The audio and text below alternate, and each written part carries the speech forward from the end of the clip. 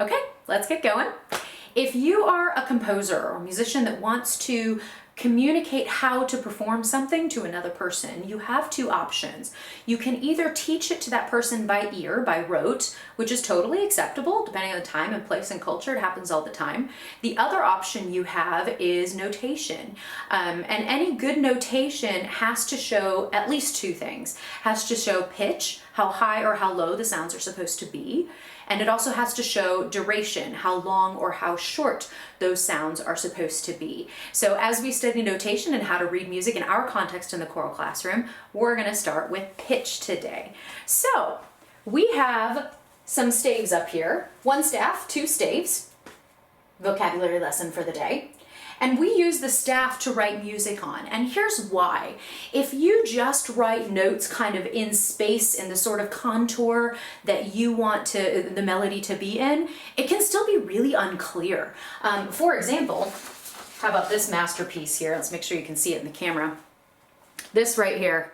You might have learned these first couple of lines to hot cross buns in your elementary school, maybe learning recorder or beginning instrumental lessons of any kind. If you just throw those notes onto a page like I have, you can kind of see the shape of the melody, how they go up and down, and you can kind of see the duration. We've got quarter notes, half notes, but it's not super specific. I actually did a pretty good job now that I look at it, but you can't really tell, are these first two notes here, are they the same pitch? What about these middle ones? These are a little bit different. It's hard to tell if they're the same pitch or not. And more than that, if this is my first note, what pitch is that? How do I start? How high or how low? It's not super specific. So that's why we use, ta-da, the staff. So we have the exact same thing on the staff suddenly becomes really clear and really specific. You can tell exactly what the starting note is, in this case a B. I don't have perfect pitch or I would sing it for you. And you can tell that this note and this note are exactly the same. They're both on the middle line, the next one on the second space up, and then the last one on the second line up. It becomes much, much more clear when you can put it on a staff. Shows exactly how high or how low that pitch is. So now let's go back to this up here. I have two staffs or staves. Each one has 5 lines and 4 spaces. Okay, and you'll notice that I put a full set of notes on both of these. They're pretty identical at the moment. You have 5 line notes, and they just sit right there on the line. The line cuts right through the middle of the note head. And then you have 4 space notes, the ones that sit in between the lines. So for a total of 9 pitches. So 9 is pretty good. You might be able to come up with a pretty good melody that way. But it's not super big for a range of options if you're putting something together as a composer. So there are actually ways you can actually extend that staff. Not only do you have these notes, which we call in the staff, but you also have notes that you can go above or below. So if I add this one right here, right below the staff, I can do that. I can also do that on the upper end. Now I have 11 pitches. And if you want to extend farther either direction, you can, but you have to add one thing. Notice this goes in a pattern. Line, space, line, space. This next one should be a line note, but we've run out of lines on the staff, so we add what's called the ledger line. It's its own mini little line right there along the bottom. And you can do this on the top too. I kind of ran out of room, but it would look something like this if it were on the very top, if you were to put that one over there. We just ran out of space. And you can do this on this one as well, because we're going to use these in both clefs in a moment here. You can go right below the staff. Don't forget to add your ledger line, that extra line. And you can go right above the staff. Oh, I think I have room on this one. If I squeeze it in. There we go. Okay, so now this gives us a pretty good full range. Now we're going to expand this even more by the use of something called clefs. So the symbol that you put on this side, the most common ones for our world, treble clef and bass clef.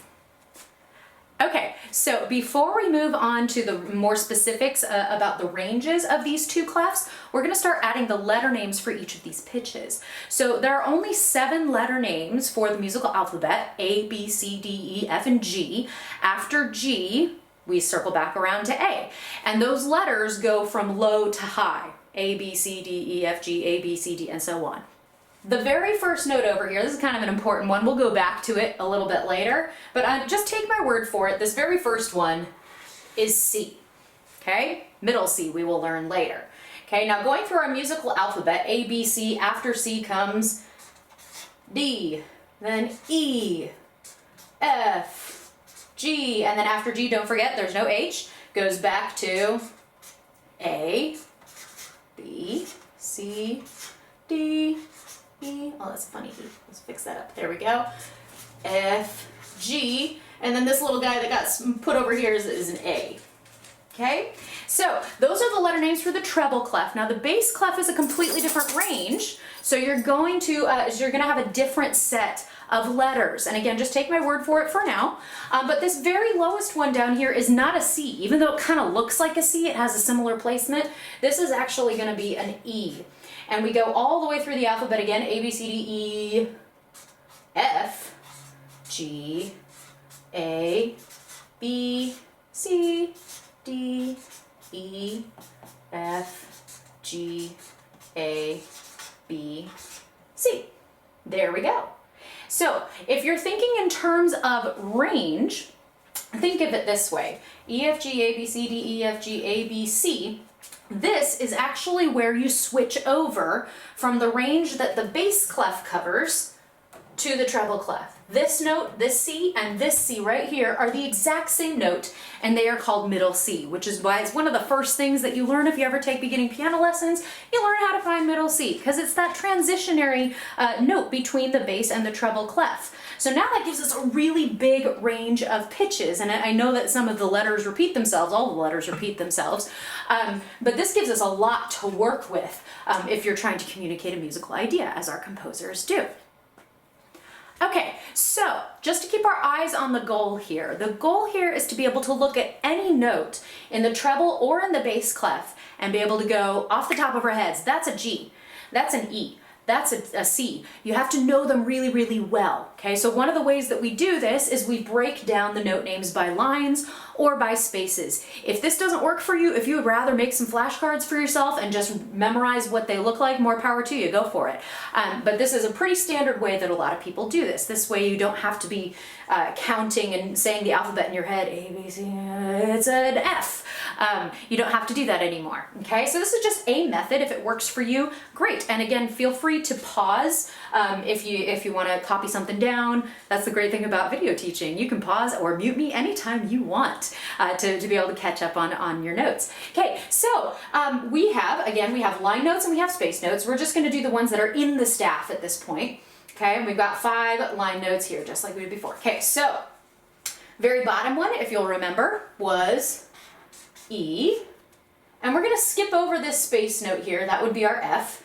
After F is G. Skip over the space note that would be A. And go to B. Space note that would be C. D. Space note that would be E. And F. Okay. So a lot of people learn acronyms or ways to remember this set of letters so that whatever line note you see in the treble clef, you can just really fast find it. I'll demonstrate that later. And this is one of the most common acronyms that people use. Every good boy does fine. Don't know why, that's just the one that a lot of people use. I've also heard Elvis's guitar breaks down Friday. There have been lots of them out there. You find what works for you. If you have a good combination that helps you remember them, great. Okay? And then the spaces down here, it's actually kind of convenient. It spells the word face. Face in the space. Rhymes. Easy to remember, right? Okay, so we're going to practice these in a little bit, but just for now, remember that there's a way to remember them. Every good boy does fine for the line notes, and face, spelling the word face, for the space notes. But it's just key to also remember that these are things that work from bottom to top. If you start doing every good boy does fine from top to bottom, you're going to get wrong answers, okay? So all of the ways that I give you to remember these are all low to high. Okay, so we have a different set of letter names, pitch names, for our bass clef than we do for our treble clef. You remember how that works? And again, I've separated out the line notes and the space notes. On the very bottom line, if you might remember from earlier, is G. There it is. We skip over the space that would be A. We find B. This would be C. So this is D, E, F, G, and A. Okay. And I've heard before some people use the acronym Good Boys Do Fine Always. I find that one just a little bit too similar. I did learn that one as a kid, but I find it a little too similar, can be confusing with Every Good Boy Does Fine. So I like to switch it up and do burritos instead. Good burritos don't fall apart. Which isn't exactly true. I've had some pretty delicious burritos that do fall apart. Good burritos don't, I suppose you could put do there, don't fall apart. There we go. Okay, and then down here we don't have a convenient little word to spell out like we did for the treble clef, but we do have A, C, E, G. If you want to look back at your notes from the first screen, there we go. We do have this one. I actually don't think I've ever heard a different acronym than this one. This one's stuck around for a long time. We have all cows eat grass. I had a student once that got confused as to which set of these little acronyms was for treble clef and which was for bass clef. Another kid across the room was like, "Come on, cows and burritos." And we're like, "What? What does that have to do with anything?" He's like, "Well, the cows are responsible for the cheese and the sour cream and the beef that make burritos delicious. That's how I remember it." So whatever works for you. So now we have a practice page. Okay, so this is where we start applying, and if you've been scratching your head going, "Why are we doing this?" This is where it'll kind of make more sense. Okay, so the first thing you're gonna do, I've got a set of notes up here and down here, one in treble clef, one in bass clef. Okay, and the first thing that you're gonna do, if I'm looking at each of these notes and wanting to give them the letter name that is their label, first thing I'm gonna ask is it a line note or a space note? Treble clef. This is a line note. So I'm not gonna use face, that's face in the space. I'm gonna use Every Good Boy Does Fine, and I'm gonna go from bottom to top. First line would be every, second line good, starting with a G, boy does fine. So this one, being good, is a G. Okay? Now we've got a space one. We got face in the space, so we start on the bottom. First space is F, A, C, E. And then at the bottom, we're going back to line notes again. Every Good Boy Does Fine, and the very first one is every, meaning this is an E. Now, I included some of them that are outside the staff because we didn't use those in the acronyms. And the outside of the staff ones, you do kind of have to count down to until you start recognizing them by sight.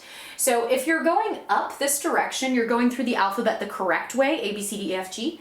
If you're going down from one note to the next, going down this direction, you're going backwards through the alphabet, G, F, E, D, C, B, A. There we go. So backwards in the alphabet from E, we find a step lower, D. There it is. Okay, the next one, we've got space, face in the space, so F, A, C, E. Here's your A. And then we have that all-important middle, C. That one's an easy one to recognize. Just start learning it as sort of an anchor. Okay, and then this one. So let's go ahead and do the lines. We have Every Good Boy Does Fine. This last line would be an F. A step above that, A, B, C, D, E, F, G. There it is. So that's a method that a lot of people use that they find helpful. If you really want to just memorize one note and count your way up and down, you absolutely may. One common way to do it is by looking at this treble clef. It's actually also known as a G clef. If you think of it sort of like a Disney style cursive G, that's where that comes from. And the curl in the treble clef goes around this line, which is a G, which is where it got its name, G clef. So if you remember that one and you're able to go through your alphabet, G, A, B, C, D, E, F, G, etc., or go backwards, G, F, E, D, C, then you should be good to go. Okay, eventually you don't want to be counting up and down. You want to just recognize them by sight. Like I said, the better you know these without thinking, the better off you're going to be. But to start out with, counting them out isn't necessarily a bad thing. The more you do it, the less you have to count. Okay, now I did on the bottom On the bottom, I did the exact same set of lines and spaces, but I did it on the bass clef just to kind of illustrate that they are different and you can't treat them the same way, letter label wise or range wise. That's why they're different, it's because of the different range. So for instance, this is on the second line up. It's not gonna be a G like in the treble clef, it's gonna be different. This is on the top space, bottom line, etc. It's the exact same set, but we're gonna get different answers. So for our bass clef, our spaces is all cows eat grass. Our lines are good burritos don't fall apart, or good boys do find always. And so we're starting with, is this a line or a space note? It's a line note, right? And so that's gonna be the good burritos one. Good, boom, burritos don't fall apart. This is a B. Notice it's not a G, B. G. Okay, and then we have our spaces. All cows eat grass, so all cows eat grass. And we have our lines again. What kind of burritos? They're good burritos. Good burritos don't fall apart. This is our G. Now going backwards, because we're going downward, going backwards through our alphabet, right below G, A, B, C, D, E, F, G. And we have our spaces. All cows eat grass. All cows eat grass. And then this one, it looks like middle C, but it's not. You can actually use these as sort of an anchor point. We have G, we have F. The next step down would be before F in the alphabet, which would make it E. And then up here, let's go ahead and use our lines again. Good burritos don't fall apart. That's where that line note would be. Up a step from A would be B. And there it is. Okay, so the goal is to be able to look at any note in any context and be able to say, that's an E, that's a C, that's a G, super, super fast. And you want it memorized because let's be honest, think back to all your choir rehearsals you've ever had. If your director is like, hey altos, what note do you have on the downbeat of measure 33? And you're looking at your score, you're not gonna go, hold on for a second, I've got my notes here somewhere. You're not gonna pull out your notes and then go, that's a G. Nobody does that. They just wait for somebody else to say the answer, right? Let's be honest. Okay, so unless it's memorized, it's not actually useful to you. And given the steps that we want to take from here, especially with things like key signatures, you're going to want to know these really, really well. So in the following slides, after this little video slide, you're going to see some links to places like musictheory.net that allow you to practice these note names. And I find it super, super useful. I think the challenge level sees if you can do 20 note name identifications in either the bass or the treble clef within 60 seconds, which means you know it pretty well. If you're still thinking about it in the 5 to 10 range, I'd keep working on it. And that's something you can continue to work on. You don't have to necessarily master it before moving on, but you do want to master it eventually. So check out those links.